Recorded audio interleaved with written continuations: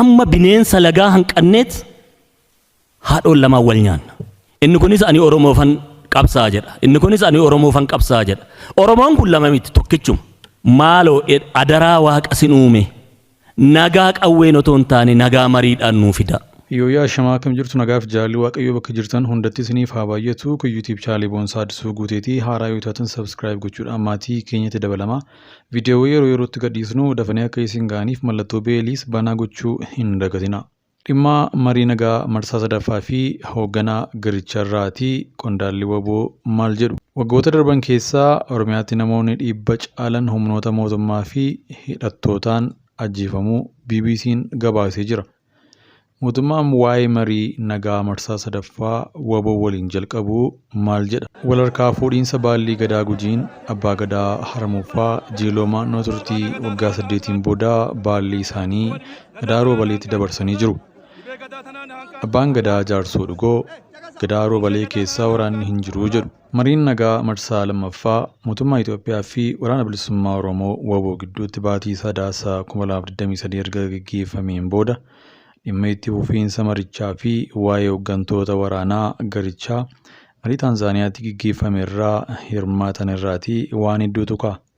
Marsaa sadaffaaf waboon waliin mari'achuuf mootummaan yeroo garaagaraatti kaasulleen odeeffannoon ammatti karaa idilee nu dhaqqabee hin jiru jedhan gorsaan olaanaa garee garichaa obbo Jireenyaa Guddata. Ajajaa olaanaa waboo Kumsaa Dirribaa yookaan maqaa qabsoo isaa Marroo jedhamuun beekamu Tiyaanaan isaa Gammachuu Abooyyee waliin marii marsaa lamaffaa irratti erga hirmaatanii booda bakka isaan jiran ilaalchisee ifatti wanti ibsamee hin jiru. Ajajoonni waraanaa kunneen bakka turanii bahuun gara Taanzaaniyaatti akka imalan gochuu keessatti ammoo Ameerikaa fi IGAD shoora olaanaa bahutu himamaa ture. Obbo Jireenyaan ergaa karaa barreeffamaa BBC'tti himaniin jaalmarroon fayyaa isaatii hooggansa waraanaas kennaa jira jedhan. Garuu gara biyyaatti deebi'uu fi dhiisuu dubbachuu irraatii of qusatanii. Haa ta'u malee gaaffii fi deebii VOA'n afaan Oromoo waliin taasisaniin hoogganoonni waraanaa lameenuu garee direetti deebi'aniiru jedhan. Gama biraan tibbana qaamolee lamaan marsaa sadaffaaf wal arguun labdee gidduu isaaniitti waggootaaf ture karaa nagaa furuuf jedhu odeeffannoon jedhu jiraatus qabatamaatti waan nu gahee hin jiru jedhan obbo Jireenyaan. Mootummaan Itoophiyaa fi waboo labdee gidduu isaanii jiru karaa marii nagaatiin hiikkachuuf marii marsaa jalqabaa erga gaggeessanii nama waggaa tokko guutuuf deema. Marii nagaa Taanzaaniyaa odola Zaanzibaar irratti taa'ameen qaamolee lamaan wal hubannaa gaariin akka jiru ibsuun adda ba'uun isaanii ni yaadatama.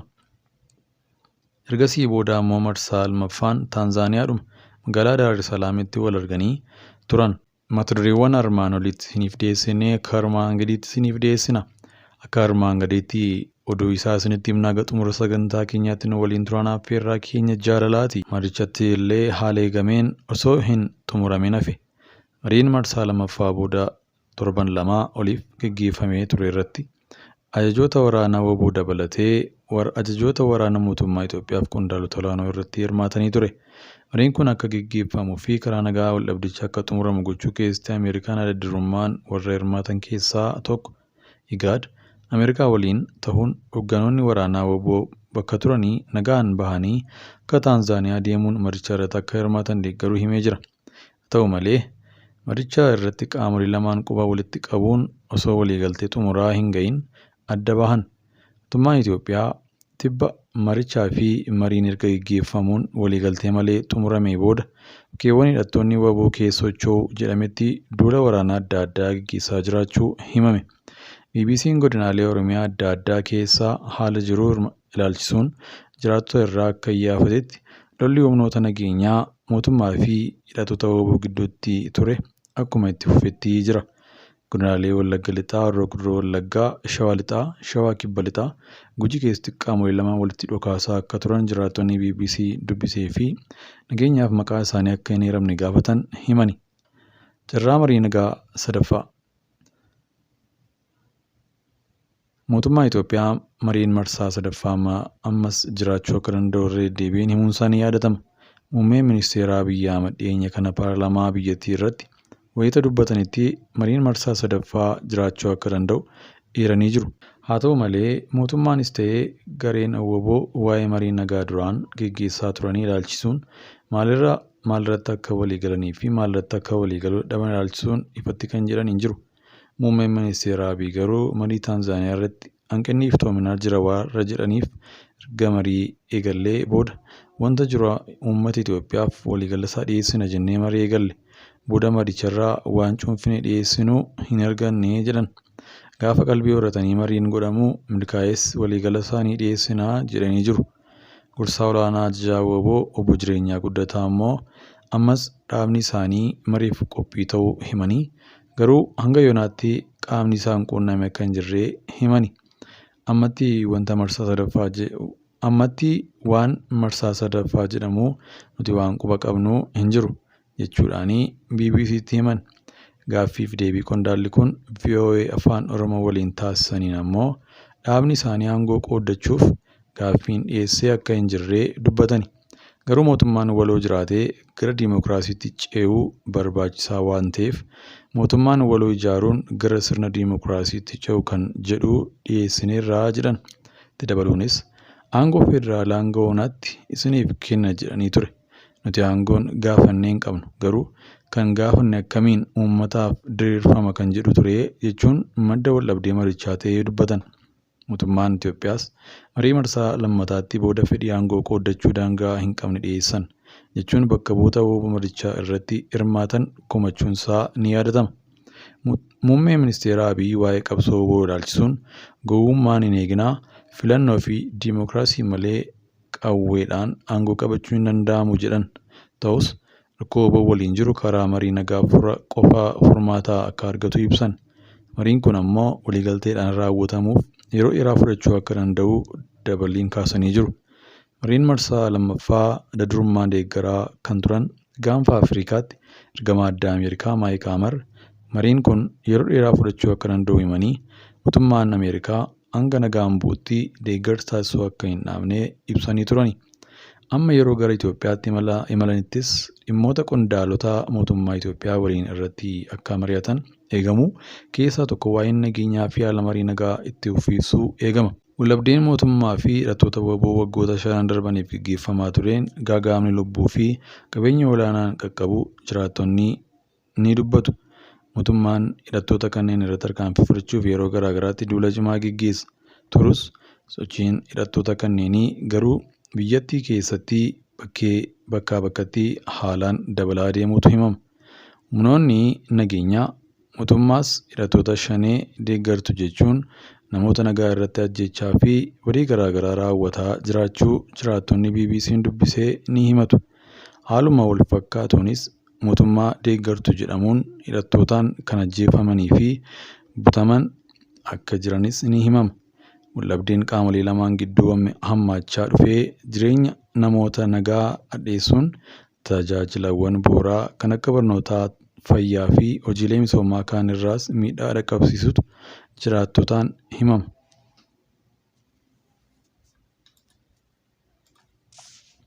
Waggoota darban keessa Oromiyaatti namoonni 100 caalan humnoota mootummaa fi hidhattootaan ajjeefamanii jiru. Koomishiniin mirga namoota Itoophiyaa waggoota 2 darban keessatti Oromiyaatti namoonni 100 caalan humnoota nageenyaa mootummaa fi hidhattootaan karaa seeraatiin alaa ajjeefamuu ibsa.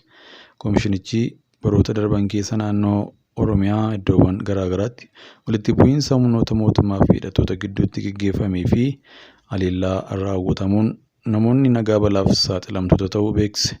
Kanaanis qaamoleen lamaanuu jiraattotaan qaama kaan deeggartaa fi miseensa ta'uudhaan himachuun akkasumas sababii kanaatiinis seeraan ala namoota nagaa irratti miidhaa raawwachuun badiinsa lubbuu akka raawwatan lakkoofsaan deeggaruun ifa taasisee jira. Koomishinichi kana kan ibsee gabaasa har'aa guraandhala 23 2024 sarbama mirga namoomaa humnoota nageenyaaf mootummaa fi hidhattootaan raawwataman ilaalchisuun ifa taasise keessatti. KMNI waggoota lamaan akka lakkaa'amanii Koomishiniin mirga namoomaa Itoophiyaa waggoota lamaan akka lakkoofsa Itoophiyaa fulbaana 1 2020 2024 2024 24 yookaan onkololeessa 30/2026tti 2016tti jiran jidduutti godinaalee 9 naannoo Oromiyaa keessatti argaman keessatti maatii miidhamtootaa dabalatee namoota 158 dubbisuun argannoo walitti qabee ifa taasise. Akka gabaasa koomishinichaatti waggoota lamaan heeraman keessatti ajjechaawwan seeraan ala humnoota nageenyaa mootummaa fi hidhattootaan raawwataman jedhee gadi fageenyaan dhiyeessee jira. Haaluma gabaasichaatti waggoota lamaan gidduutti namoonni 52 raayyaa ittisaatiif miseensota humna addaa naannoo Oromiyaatiin seeraan ala ajjeefamanii jiru. Humnootiin nageenyaa mootummaa federaalaa kan ajjechaan kana raawwatan qaamolee hidhatanii fi odeeffannoo fi loojistikii dhiyeessituu miseensa garichaati sababii jedhuun akka ta'e gabaasni koomishinichaa ibsee jira. Kana irratti dabalataan waraanni bilisummaa Oromoo mootummaan shanee jedhee waamu mootummaaf odeeffannoo kennituu miseensi maatii keessanii humna nageenya mootummaa keessa hojjetaa yookiis ammoo deeggarsa nuuf hin taasifne jechuun lammiilee nagaa irratti haleellaa raawwachuu koomishiniin mirgoota namoomaa kun ibsee jira. Haaluma wal fakkaatuun humnoonni al-idilee hidhattoota Amaaraa ta'an namoota kutaalee Oromiyaa naannoo Amaaraa waldaangeessan keessa jiraatan maqaa shanee jedhuun farrajuun namoota nagaa irratti ajjechaa fi miidhaa qaamaa hamaa raawwataniiru jedhu koomishiniin kun. Akka gabaasa koomishinichaatti humnoonni Amaaraa al-idilee ta'an kunneen waggoota lamaan darban keessa naannoo Oromiyaa keessatti namoota nagaa 29 ajjeesanii jiru. Dabalataan sababa walitti bu'iinsaan miidhaa qaamaa fi xiinsammuu akkasumas qabeenya barbadaa'e hunda qorachuun kanneen miidhamaniif kaasaan akka kaffalamu koomishinichi gaafatee jira. Mootummaan waa'ee marii nagaa marsaa 3ffaa WBO waliin jalqabuuf maal jedhe? Mootummaan marii nagaa waraana bilisummaa Oromoo WBO jalqabee marsaa 3ffaaf itti fufuuf qophiidha jiran pirezidaantiin mootummaa naannoo Oromiyaa obbo Shimallis. Obbo Shimallis xumura walgahii koree hojii raawwachiiftuu fi koree giddu galeessaa paartii badhaadhinaa irratti miidiyaa mootummaa federaalaa kan ta'e EBC'tti akka himanitti mootummaan marii nagaa WBO waliin jalqabee marsaa 3ffaaf itti fufuuf qophiidha jedhani. Mootummaa Itoophiyaa fi WBO gidduutti marii nagaa marsaa 2 Taanzaaniyaatti gaggeeffamee waliigaltee malee xumuramee obbo Shimallis mariin nagaa jalqabee karaatti dhaabbatee fedhii fi gaaffii heera maleessa ta'ee dhiyaateen adda citee ture jedhan. Obbo Shimallis gaaffii heera qabeessa hin taane WBO dhiyeessee 1-2 ibsuun baatanis gaaffii heera alaa dhiyeessan dhiisuun akkaataa heera biyyattiitiin karaa nagaa akka qabatan waamicha goonaa jedhan. Waraana bilisummaa Oromoo dhimma marii nagaa marsaa 3ffaa deebisifamuu danda'a jedhamu ilaalchisee hanga ammaatti waan jedhe hin jiru. BBC'n dhimma marii nagaa kana irratti yaaliin dubbisuuf godhee hanga ammaatti milkoofne. Gama biraan lolli humna nageenya mootummaa fi WBO gidduutti gaggeeffamaa ture bakka hedduutti itti fufee jira. Marii marsaa jalqabaa Taanzaaniyaa odola Zaanzibaar irratti taa'ame irratti wal hubannaa gaariin jira garuu waliigalteen xumuraa irra hin geenye jechuun ture kan addaan galan. Marii marsaa lammataa waliigaltee nagaa xumuraa irra ga'u jechuun hedduun abdate immoo qaamoleen lamaan quba walitti qabuun waliigaltee malee xumurama. Mariin marsaa lammataa Taanzaaniyaa magaalaa Daar es Salaamitti gaggeeffamaa ture wayita bu'aansaa qaamolee lameeniin ibsamuu quba walitti qabuun eegale.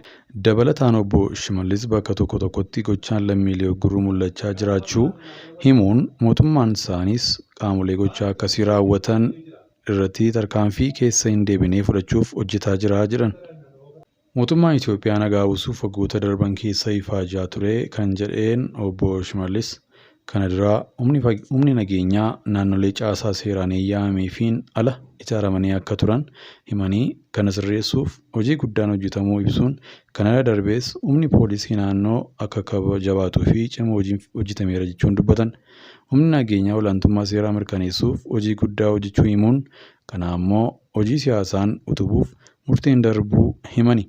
Kana malees konfiraansii nageenyaa gaggeessuun hojii ijaarsa nageenyaa cimsuun barbaachisaa ta'uu fi nagaaf balballee araaraa banaa akka ta'u hojjetamuu akka qabu murteen